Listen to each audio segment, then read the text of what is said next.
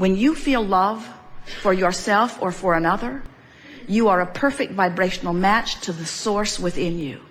When you feel hatred or anger toward someone else or toward yourself, you are nowhere near the vibrational equivalent of your source. And the vibrational variance between who you're letting yourself be and who you really are is noted to you by your negative emotion. Negative emotion, whatever degree of it you're experiencing, always means to that degree you're pinching yourself off from the fullness of who you are. When you allow yourself in your physical human form to ride the rocket of desire that the source within you is riding, you feel passion, you feel enthusiasm, you feel love, you feel certainty, you feel flexibility and vitality, you are energized, you are in love with life. That is who you really are. And when you feel frustration, when you feel overwhelmment, when you feel anger or greater anger, when you feel rage or disappointment, when you feel fear or depression, you are pinching yourself off incrementally more and more and more and more and more from who you really are. And so we want you to understand that the emotions that you feel are in every moment that you are feeling them, whether they feel like love or whether they feel like despair. The emotion that you are feeling is always, every single time, your indicator of your vibrational relationship between who life has caused you to become and who you're letting yourself be right here in this moment by virtue of whatever it is you're giving your attention to. Talk about moment by moment, segment by segment guidance. Talk about always having a bead on who you really are and what you really want and where you said you really want to go. In other words, this is sophisticated guidance that is with you always once you learn to read it. Your navigational systems in your vehicles are similar. They know where you are. They know where you are. And you program in your desired destination, and the system calculates the route between where you are and where you want to be. And your guidance system is the same way. Here you stand, maybe with not enough money, or with a relationship that feels awful, or with a bodily condition that isn't pleasing you or is frightening you. Here you stand in that contrasting experience, sending out rockets of desires constantly for an improved experience. More rockets now than ever before, because knowing what you don't want helps you to identify what you do want. And the source within you not only rides those rockets, but becomes the vibrational equivalent of the new and expanded you.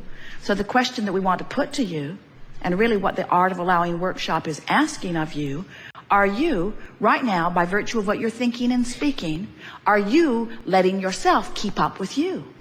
Are you keeping up with who life has caused you to become? And if you are, we'll go right back to the first thing that we said to you this morning. If you are, then you're tuned in, tapped in, turned on. You feel great. If you are, then you are a vibrational extension. You are allowing yourself to be that extended version of you. Then you are seeing the world through the eyes of Source. And if you are feeling negative emotion, then it means that something has your attention, and it is certainly valid. In other words, we know you don't make this stuff up. You're not making it up. You are observing it. You're not deliberately trying to hold yourself apart from who you are. But anytime you feel negative emotion, you are nevertheless doing exactly that. You're holding yourself apart from who you are. So, what we're suggesting is that rather than letting an unwanted event train your vortex, train your vibration away from the vortex, train your vibration into compliance with unwanted things, where you just sort of go along with it because it's happening, we want you to be aware that you have the power of focus.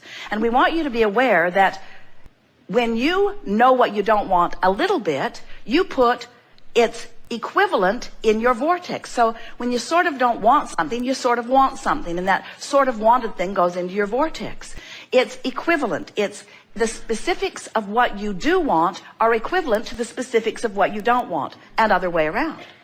So by the time you've built something into this pathway of what you really don't want, you have, without knowing it, constructed a really specific what you do want over here in your vortex of creation. We call this vortex of creation, it's the bounce and the holding place where the evolved version of you is held in vibrational readiness for your attention to it. It's there. Now, If you're talking about manifestations, then you're probably not all that interested in these vibrational thought ways that have been carved out. But we want you to understand that the vibrational thought way that you've carved out is going to manifest depending upon where you eventually light in terms of your vibrational readiness. So we want to say to you, you can let unwanted things train your vibration into a match with what you don't want, and law of attraction will show you the evidence of where you are. Or you can let the vortex, which is the holding place for all things wanted, train you into a vibrational frequency, and the manifestation of those wanted things will show themselves to you. But what we really want, what we really want, what we want more than all other things put together, what we want, Jerry's always saying, Abraham, what do you want? What we want, what we want, what we want, what we want, what we want, what we want, is that you will accept the construction of these thought ways prior to their manifestation.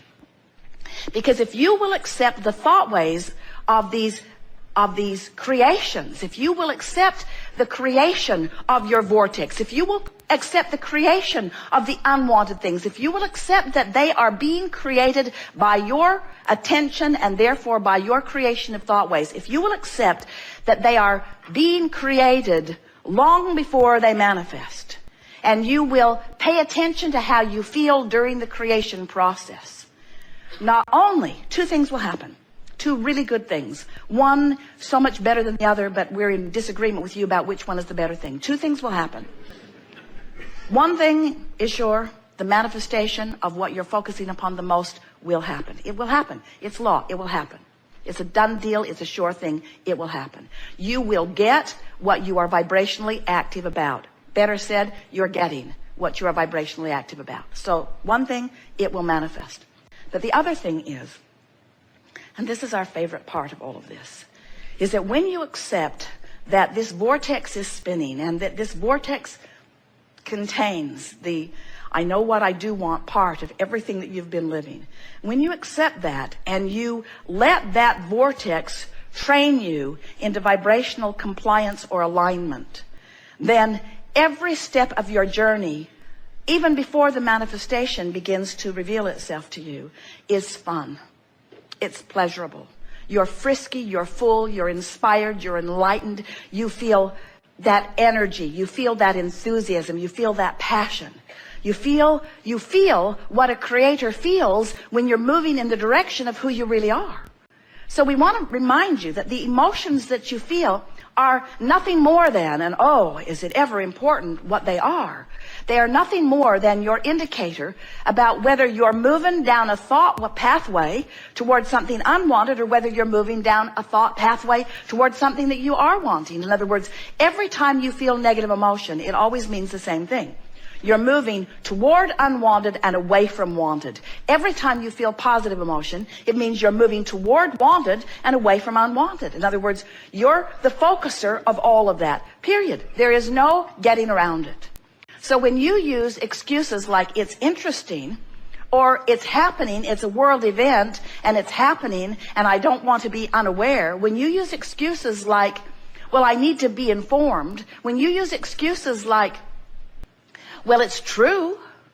When you use excuses like, well, I need to explain it to someone, or they don't get me unless I really get involved, or I won't be taken seriously unless I have a really objective viewpoint about things. There are all kinds of such flawed reasoning, bogus reasons that you use for your explanation of why you focus away from who you are, that we come and get a little rowdy in our explanation that you are the creator of your experience and you are building constant thought ways.